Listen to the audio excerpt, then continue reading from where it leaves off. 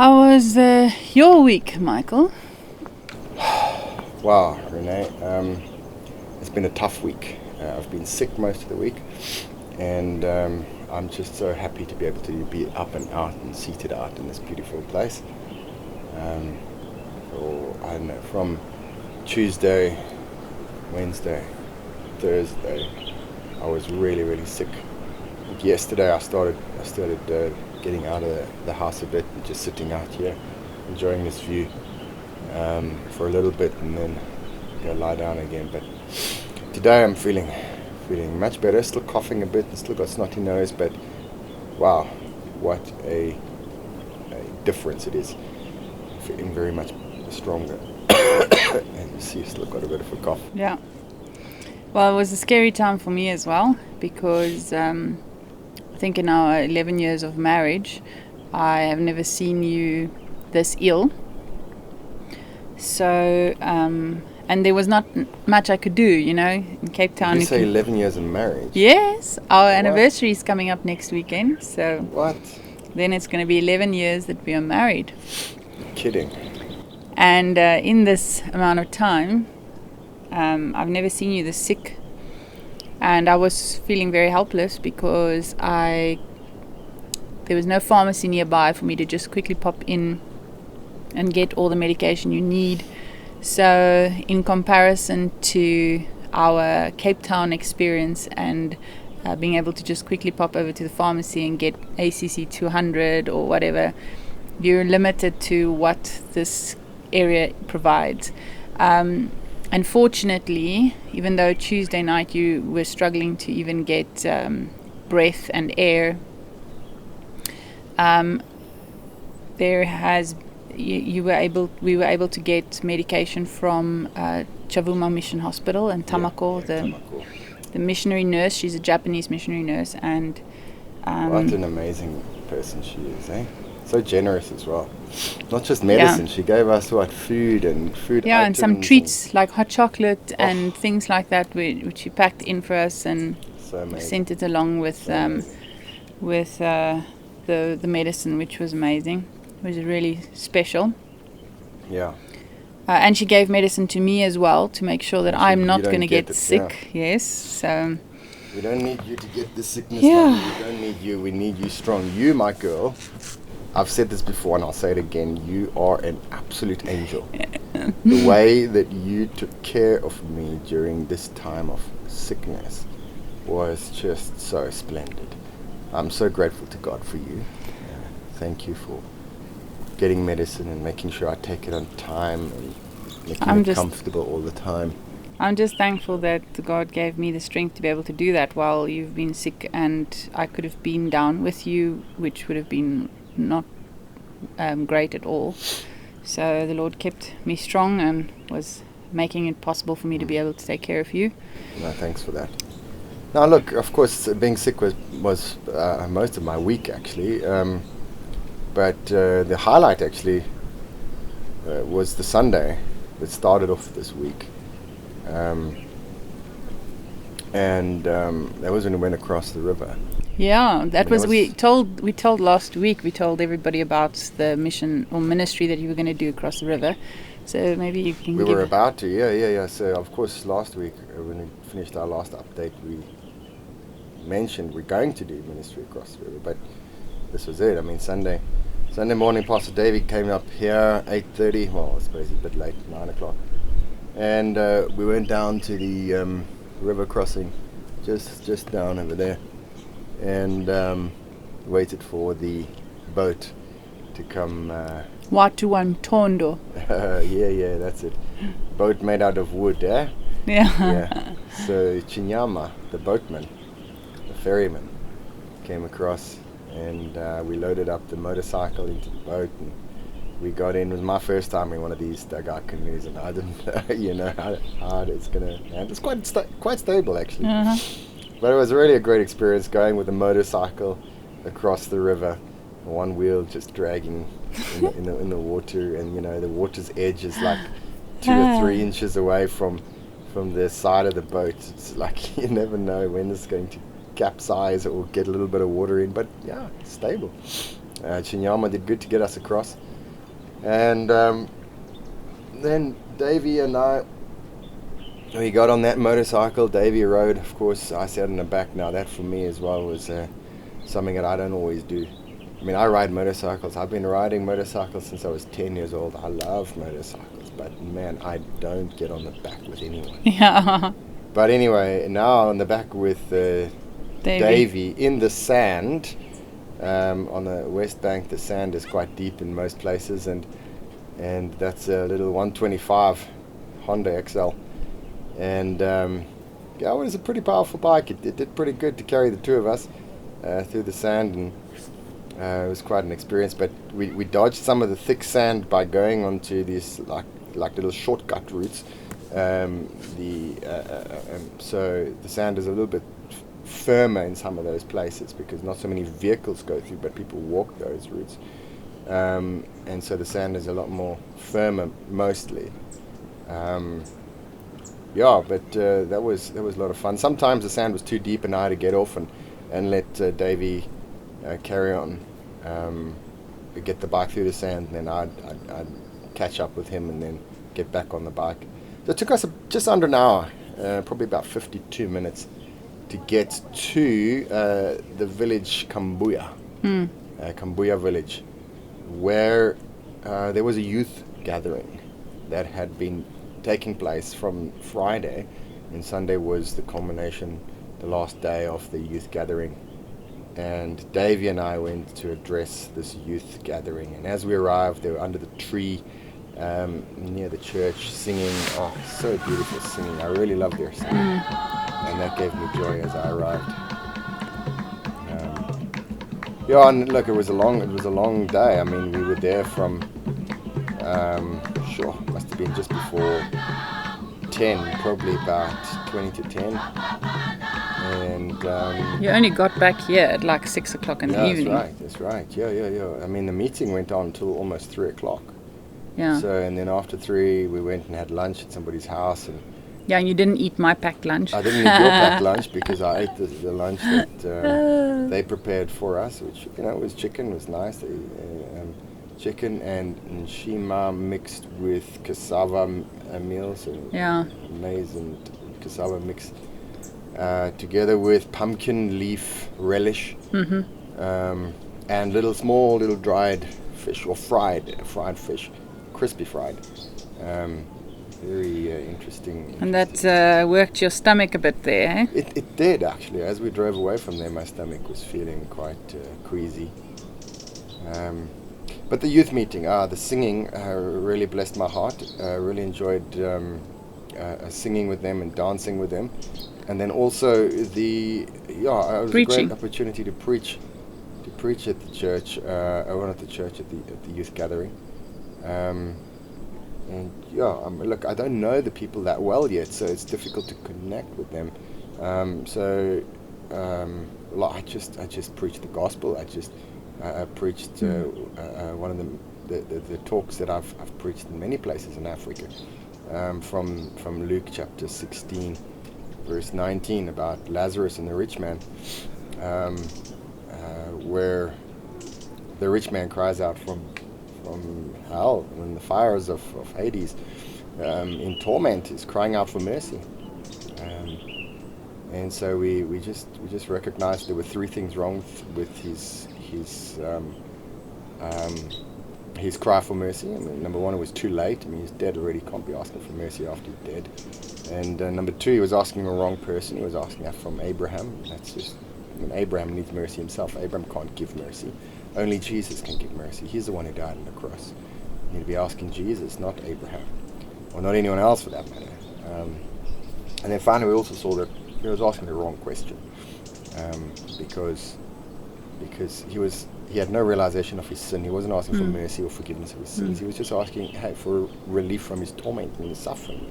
He just wants a comfortable existence, and that's not the right question. We shouldn't be asking for comfort, but we should realize our need for a savior because we are sinners.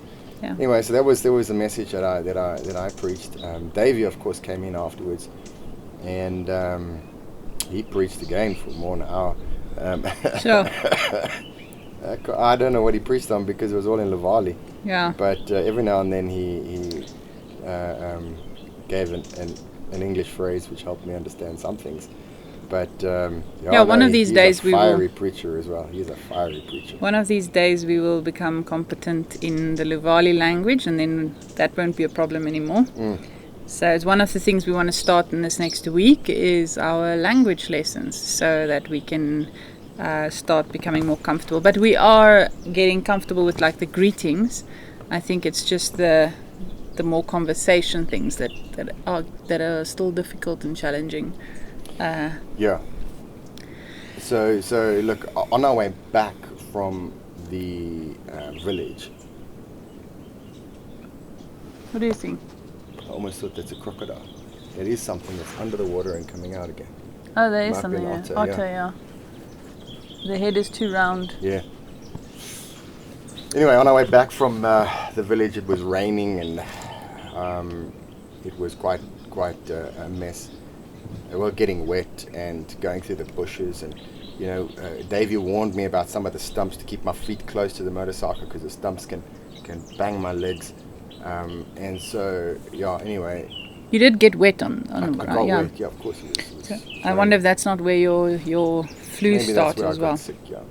But when we got back to the river to get onto the dugout canoe, as we loaded the bike in, as we lay on the side, oil started pouring out off the motorcycle and from a hole which had been created by hitting a stump. On that motorcycle. So unfortunately that was a bit of a maintenance issue that occurred, and we had to try and fix that up as well. Well, at least it happened at the end of the journey, because did. And can you imagine if it happened on your way to there, you would have been stranded on that side. That wouldn't have been nice. It would have been quite complicated. We crossed the river again with a boat, and we just pushed the motorcycle here and managed to fix it up with some Pratley steel. But there was also actually a part on the inside that got damaged as well. We had to replace that. Yeah. Unfortunately, we found the part here in Chavuma. Which is also a mercy, because you don't find those kind of things always easily here. So. And the shop we found it at is called God's Favor Auto. God's Favor Auto. Yeah. Anyway, yes, that was an exciting Sunday for us. It was a very exciting Sunday for us.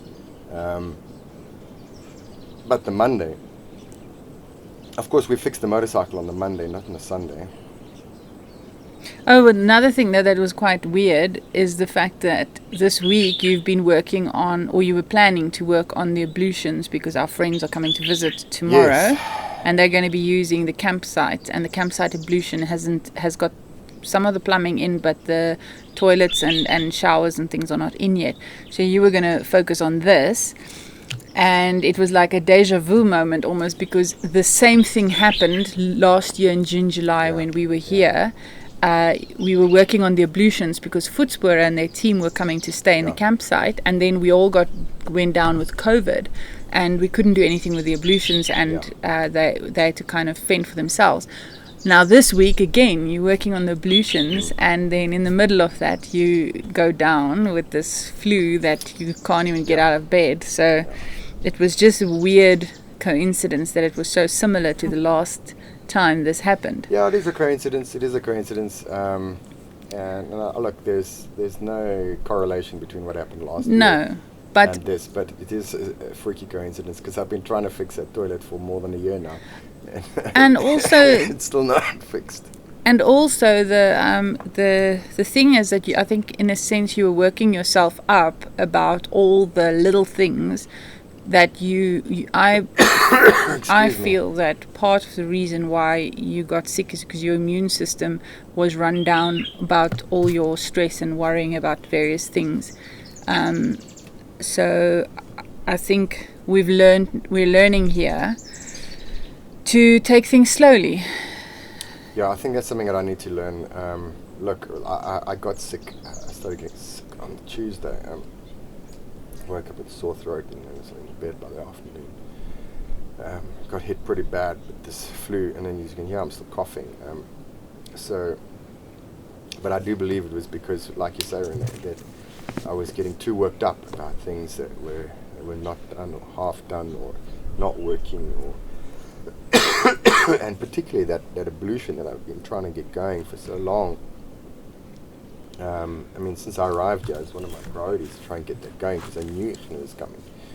But, you know, it's just to get it cleaned up first, and then, you know, I've bought the toilet and the cistern, which I needs to be installed, but can't install that yet without putting in a door, because, you know, otherwise it doesn't get, you know, it can get abused by people coming past, or, you know, vandalized.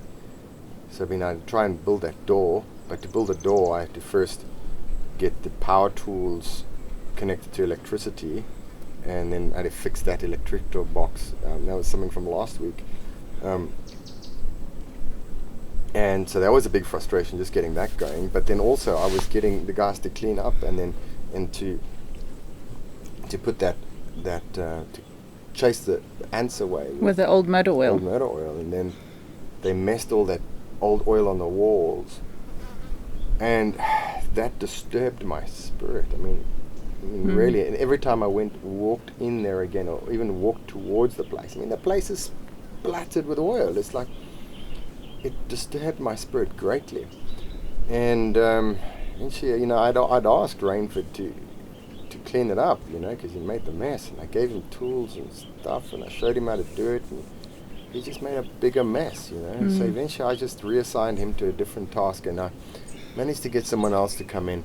Came in on Wednesday. Nice guy, John Fuelu. Young guy, he just finished his high school last year.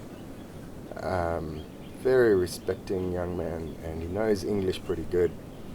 And yeah, well, I asked him if he can do this job, and showed him how to do it, and signed him to the task. And he's been doing a good job. He's got most of that oil out, and I'm pretty stoked with the work he's done.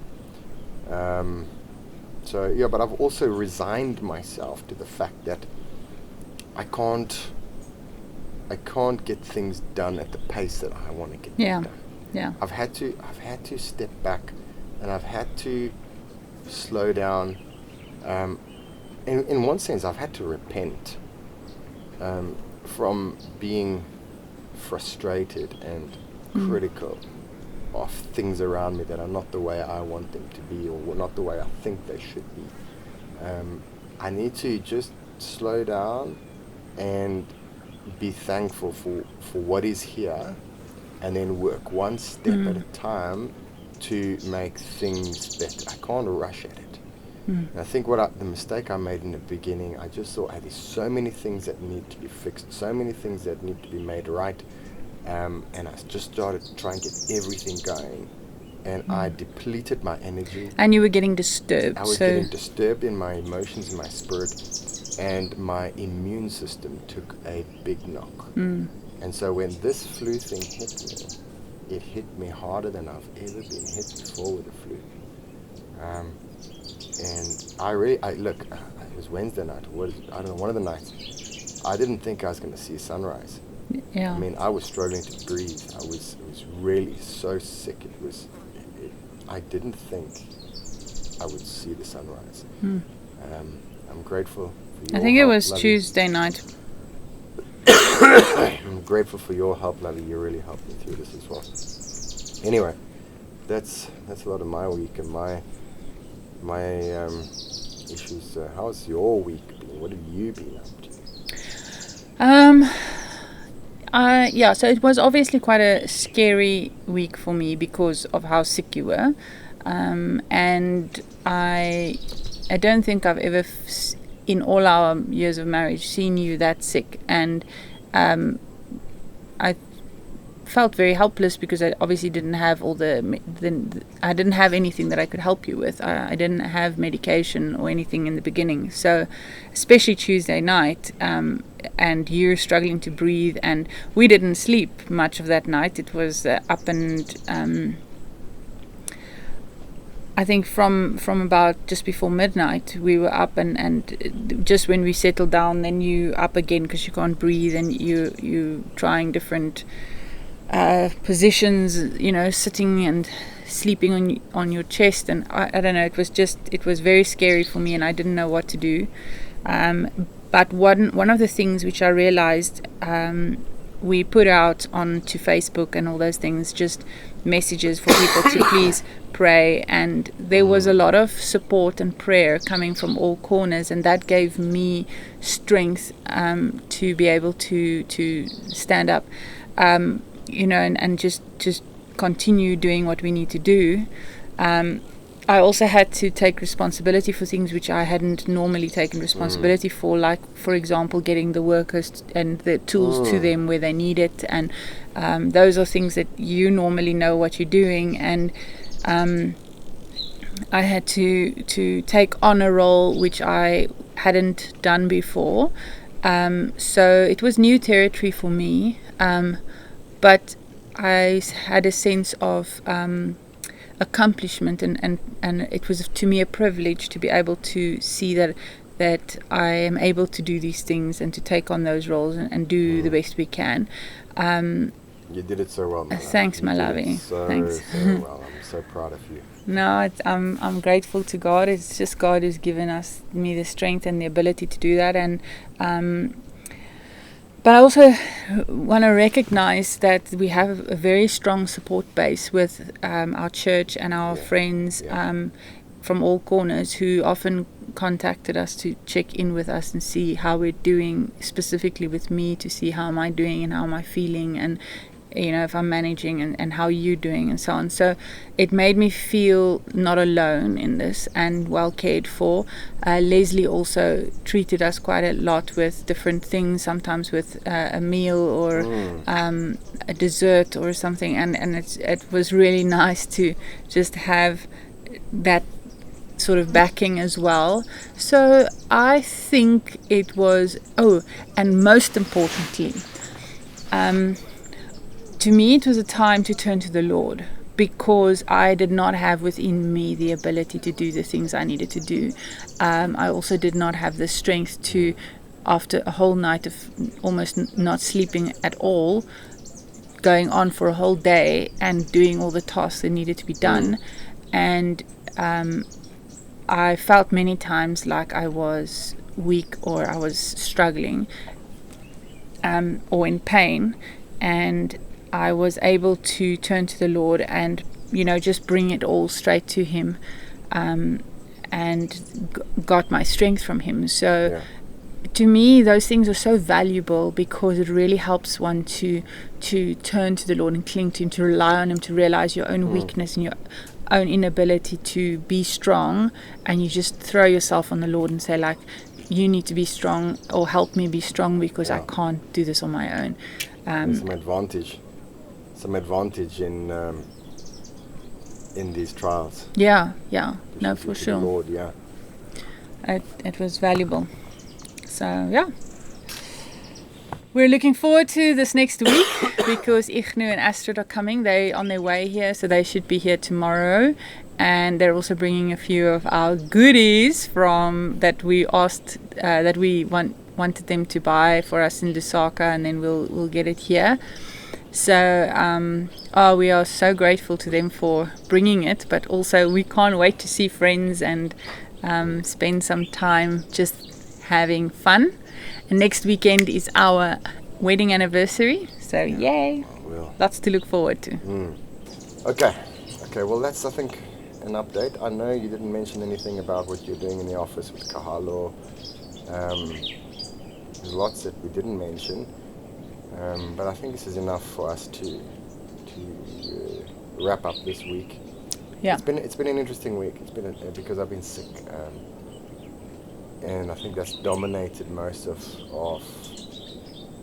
I suppose our time here, our concerns, your concerns, my concerns, and the way work has been done and the way work is not being done. So but I'm so grateful for everyone praying. Our friends on Facebook for letting us know that they're praying. Our friends on Takai Community Church prayer group, also mentioning they're praying. I had WhatsApp guys sending WhatsApp messages and asking how I'm doing, encouraging me. It's really, really helpful. Thanks a lot for all of those of you who prayed. Anyway. of you. Yeah. So I think that's a wrap, eh? Yeah, that's a wrap. Okay. Till next week. Cheers all.